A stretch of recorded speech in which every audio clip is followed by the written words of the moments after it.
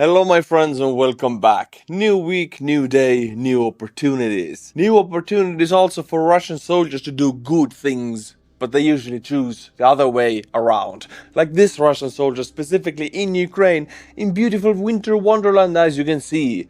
Kids need their sleighs, but this Russian soldier stole one of the sleighs. Look at that. That's a kid's sleigh. That's a big no-no. You don't steal kids' sleighs. You take a television set, you take a toilet. I can understand you're a Russian soldier, you don't have a toilet at home, but you don't take a kid's sleigh. So this Ukrainian drone renders a punishment to this Grinch of a Russian soldier, taking him out of this winter wonderland to the hell.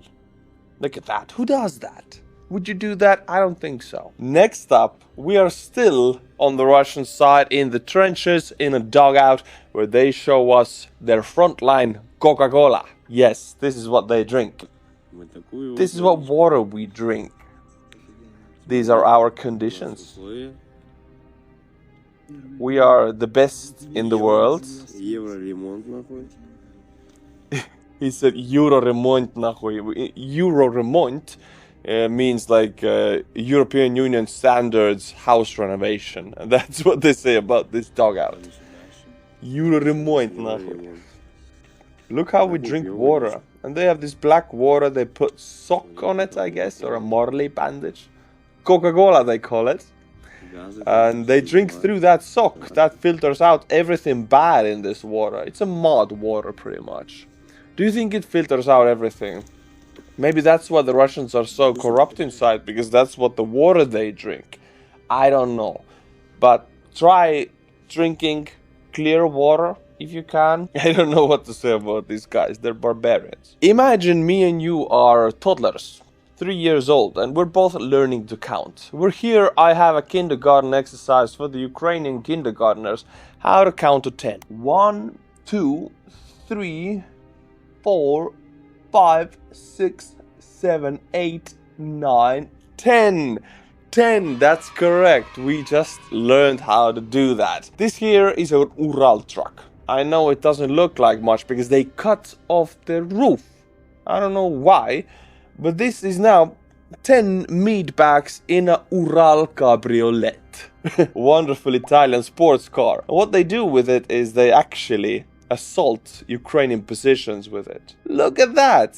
Fast and furious, or actually slow and not so furious. That's what this is. Look at them. What are they trying to achieve with this? Trying to give the Ukrainian drone operator 1 explosion, 10 targets, or 10 flies with 1 hit? I don't know what they're trying to do, but it ain't gonna work out for them. Sorry my friends, I cannot show you what happened to these guys, but you get 3 guesses, and all of the guesses are correct. Now here is a Russian talking to himself in a Telegram channel, wondering why the Russian losses are so big. And I will read it to you because it's especially funny after this video we just watched of 10 meat bags. Yuri Bodolak says that according to the reports of the Ukrainian UAV operators, in the summer they inflicted over 15,000 casualties and enemy forces per 1 month. In the fall, over 20,000. And in December, over 30,000. Wow, wow, wow. Bodolak notes that casualty doesn't necessarily mean destruction, it could also mean injury. So casualty by the Ukrainian drone operators reports is KIA and WIA, so also wounded goes under that. Ukrainian drone operators engage in free hunting and prioritize live forces. That is, they simply kill people. My god, they do. I didn't know that. This is their ultimate goal. Not an offensive, not a defensive, no combat tasks, just killing people. For this, they are awarded E points. E points and receive bonuses. Yes, for this Russian, it's very strange that Ukrainians have a very efficient way. They are gamifying, eliminating the enemy. If a Ukrainian drone operator kills a Russian meat assaulter, he gets like, what, 7 points? You kill a tank, you get something 500. I'm making up the numbers, but you get a lot of points for that. With these points, you buy weapons, gear, city permits, vacations from the front line. You can get anything from the points. And you get the points by eliminating Russian forces, anything Russian on the front. and killing Russians, of course. And this Russian has it really difficult to understand. Check it out. I know our operators. Ours prefer to burn equipment and weapons. They don't like hunting live people. But the Ukrainians are the opposite. It's terrifying. What kind of inhumans are they? How can the Ukrainians kill Russian soldiers who occupy Ukrainian land and commit war crimes? How can they do that? I cannot fit it into my head. Can you? Here's an interesting fact for you, my friends. 42% of mercenaries recruited by Russia to fight in Ukraine die within the first 3 months of deployment. That's nearly half casualty rate. Like, every second soldier is dead within 3 months who goes to the Russian army. That's nuts. By the way, that's worse than the Soviet Union in the Second World War. Because they had, 15 million troops in their army and they did not lose 7.5 in 4 years. Or maybe that's exactly how much they...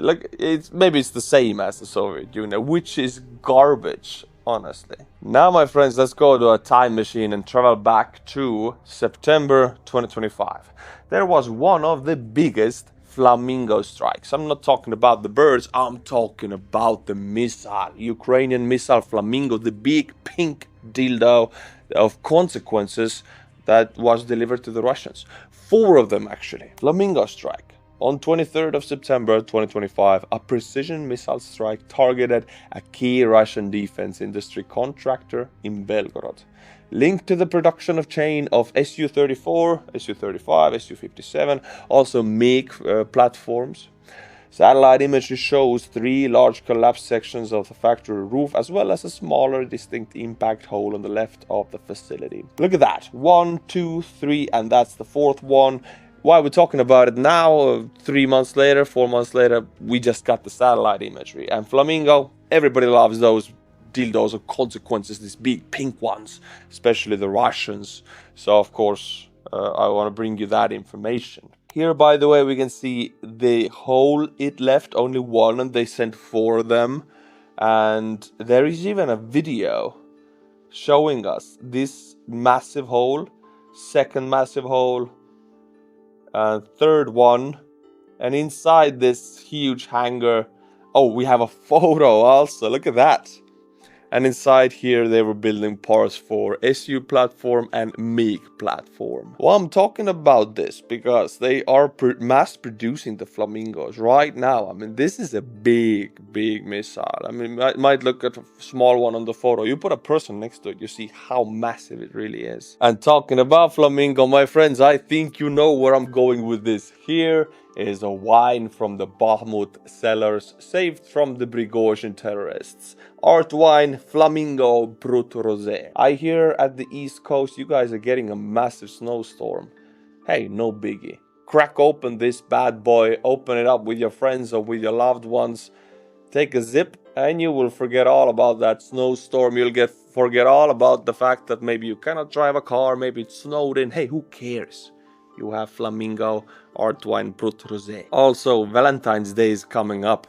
If your boyfriend or girlfriend likes Ukraine and hates Russia, that's a perfect gift to share that opinion with them, because it comes from the Bakhmut cellars. Go and get Art Wine, my friends. Flamingo edition, link in the description below. And enjoy the snowstorm and the coming up Valentine's Day. My friends, remember at the beginning of the video I mentioned the Russian soldiers stealing a Ukrainian kid's sleigh. Now, a Grinch would do that. A Grinch who hates Christmas. That's a very bad thing to do. That's what the Russians named their ship. This is a Russian oil tanker, Grinch. And it was seized last week by the French Navy in the vicinity of Gibraltar. And here, now they released a video, which is a gift. Look at that. This is the French Special Forces. Landing on the oil tanker. I just love to see how easy it looks, honestly. Hey, we don't have like a massive navy in Estonia or a massive air force, but we do have 2 choppers in the navy, so we can do this. And look at that, hear this now. Okay, French Navy. They open the door, they're not like, get down, nothing like that. We're French Navy, everybody, don't mind us, continue doing what you do. French Navy here, so friendly.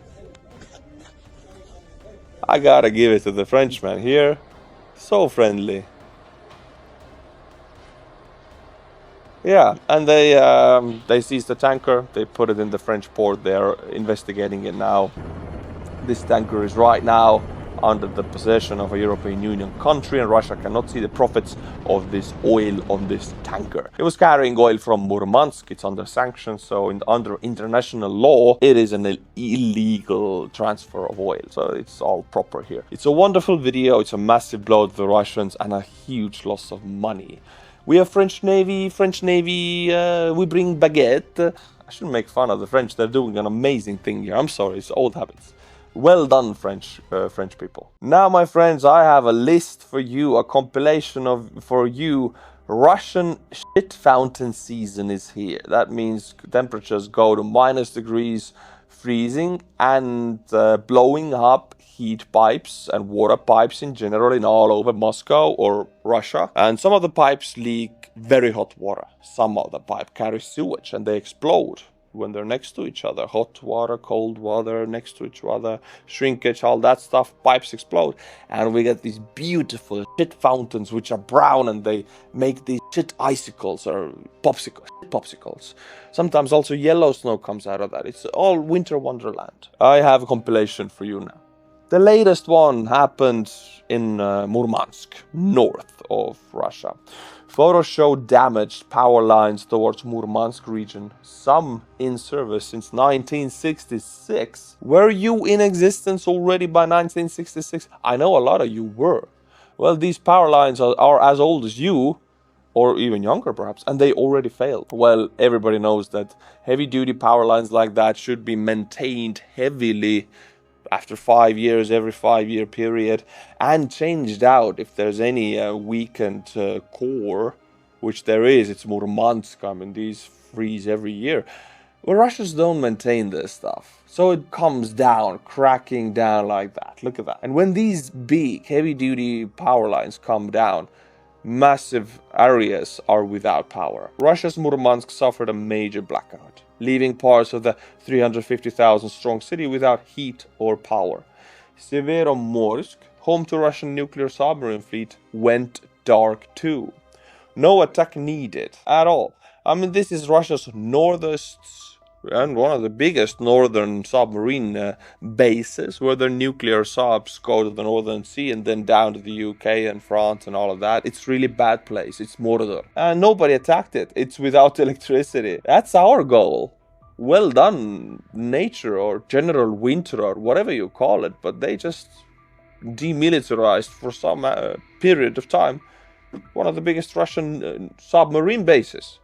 Wow. Now, of course, people go crazy. Murmansk, no power, no heating, nothing. They buy the stores empty, of course. This is their... They always talk about the Soviet times with nostalgia. Well, in the Soviet times, mostly there was nothing in the store. Like nothing. It looked like that. So they're getting that back. Everybody wins, you know. Russian state provides you the experience of the Soviet Union for free. Congratulations. Also, here is an apartment building in Murmansk.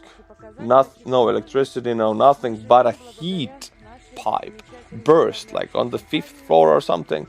Meaning all of that 80-90 degrees Celsius water will come crashing down at the stairwells, freezing everything in -30 degrees Celsius. Look at that, it's a steam bath. They're lucky it's not a shit fountain. Usually it's liquid shit that freezes in Russia, but in this case it's just harmless steam. But everything is frozen inside this panelka. It's horrible. And it could be brown, but it's white, so lucky them. How bad were utilities outages this week in Russia? Well, I usually have for this year between 230 and 275 outages on the map per week, with an outlier of 291. This week I got 352, so it goes worse by the year. I have covered these fountain seasons in Russia for 4 years. 2022 to 2026. It's the fourth one right now. And each year they go worse. Each year and significantly worse. Russians know this is the issue, but all of the money is stolen or goes to the military. Two options. So they don't maintain their water infrastructure, the piping infrastructure. And it is expensive to do that, also in the European Union, but we do that. We pay the price because we don't like fountains. But the Russians are very fond of them, so they don't fix the pipes. Look at that. That's Moscow. Another one burst. This one again, hot water pipe. But if the pipes are usually together, the sewage pipe and the hot water pipe very close together usually, in a one major pipe, two smaller ones. So if the hot water pipe bursts and leaks very hot water to the cold sewage pipe, this also might burst because of it. This means you get hot water that burns you in the street, and it sometimes goes up, you get burns, and then you're covered with the shit fountain on these fresh burns. It has happened many times. I've seen it on video. Oh my god, it's worse than circus. Absolutely horrible over hell. And look at that. It's dripping from your lamp. Should your lamps be dripping brown water? I'm not sure. But in Russia you get that experience for free, provided by the state. Now, my friends, we have to travel to China. Something big happened. I'm talking about the biggest purge of last 50 years, half a century. We're talking about a purge you could compare to Stalin's Great Purge in 1936 to 1938, when he purged almost everybody, like 30,000 officers. In China, 2 days ago, a coup almost happened, and Xi Jinping, the chairman of CCP, was warned about 2 hours before it happened, and they detained about 4 or 5 top generals, like the number 2 in the military, and 3, 4, 5, all of these guys in the military, and alongside with them about 3,000 officers are in the list. I mean, every military who is being purged like that is structurally and internally very fragile. It's not a sign of strength, it is a sign of absolute weakness.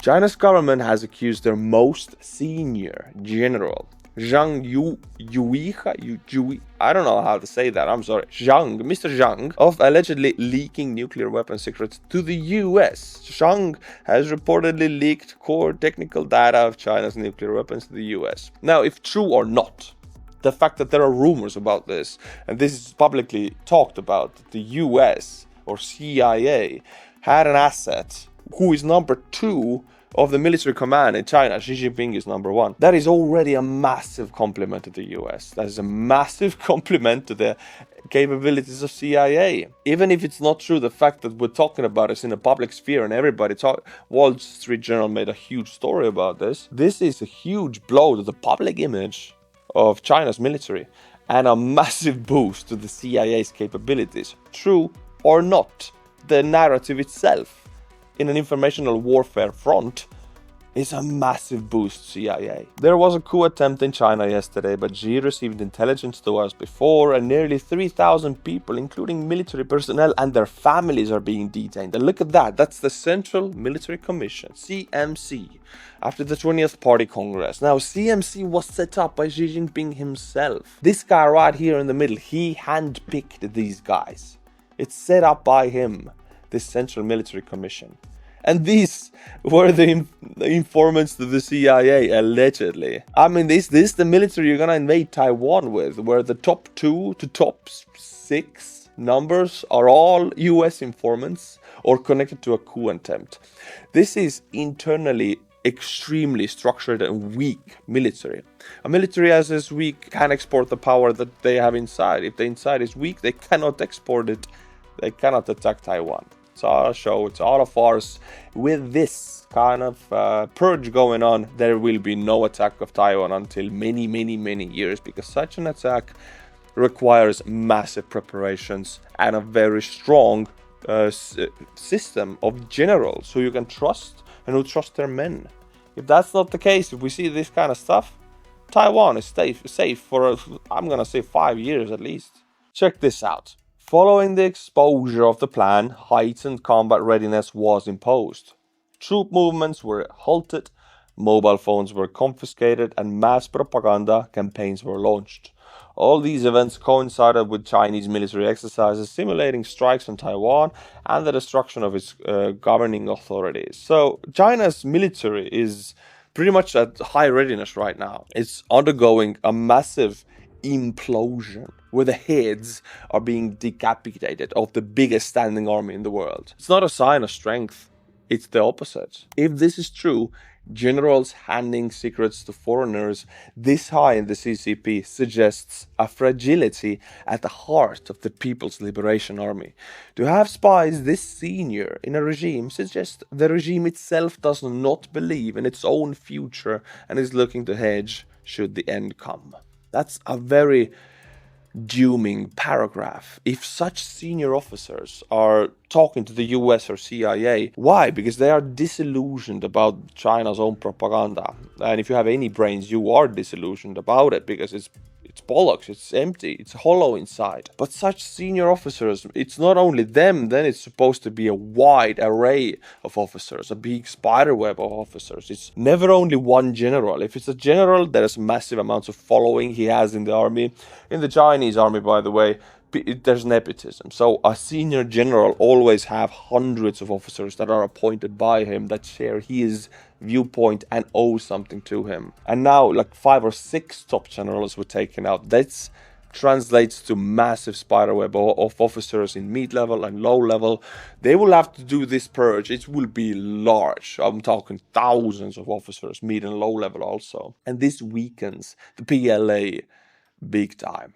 This weakens it to the level they cannot even think about invading Taiwan in the next 5 years. Also, all of this, even if it's all false, the fact that this narrative is discussed publicly everywhere right now in the world gives a massive boost and credit to the CIA and the United States power. It's crazy. So we're just looking at the tip of the iceberg here. The purge has been going on for a couple of years now and has disproportionately targeted the PLA rocket force, handling nuclear and missile capabilities, and naval leadership. Yeah, you want an invading army, you need strong leadership, and strong leadership means the guys are in position for years, they know what they're doing, the chain of command is structured in. It takes time. If you change out the leaders all the time, it cannot happen. Purges in the army always very severely weaken that army. That has always been the case. And this is one of the biggest purges we've seen in half a century anywhere on the planet. It's the biggest standing army in the world. So yeah, a massive blow to Chinese army's picture in the world, image, you know. And let's take a final look at the Chinese army military readiness, because everybody talks about the invasion of Taiwan. Yeah, if you look at the bigger picture, if you have any brains of analysis, you look at the history, there need to be some details in place for this kind of an invasion to happen. China's military, due to the stunning purge, is not capable of launching an invasion. Yet Xi Jinping now has even more of an incentive to keep tensions high, and he can easily miscalculate. He could, therefore, lose control of a crisis he created. China is not stable, and almost anything can happen. Taiwan isn't going to be invaded anytime soon. This likely pushes that back to 2030s. The US probably burned these assets to derail Chinese invasion plans and force them to waste time on internal investigations. I'm gonna end that topic here. Maybe I won't cover that again, but just once I did it. Just here to tell, don't believe everything you read on the news. Don't believe the hype. There are 2 massive paper tigers armies on this world. It's Russia and China. Those armies are not capable of any invasion. Russia demonstrates that in Ukraine. China flexes its muscles so big you almost start to question why they need to prove to the world so much. Want to leave you this image that they can invade. They can't. There's massive corruption, bigger than Russia even, in that army, and now we see that kind of purge. We saw what happened to Stalin's purge, and then the Third Reich invaded, and Stalin called these guys back from the Gulag to defend the Soviet Union, who he purged himself. It's always a sign of weakness. China is not going to invade Taiwan in the next many years. Might invade Russia though. That would be fun to watch. My friends, thank you for watching. Take a chill pill and enjoy the snowstorm in the East Coast with Artwine Flamingo edition. Also, if you're in Germany, UK, wherever you are, you can still enjoy this, and Valentine's Day is coming up, so Enjoy it with your boyfriend or girlfriend, wife, husband, sons and daughters maybe, if they're over 18, yeah. Link in the description below. Until my next video, my friends, Slava Ukraini, and bye-bye.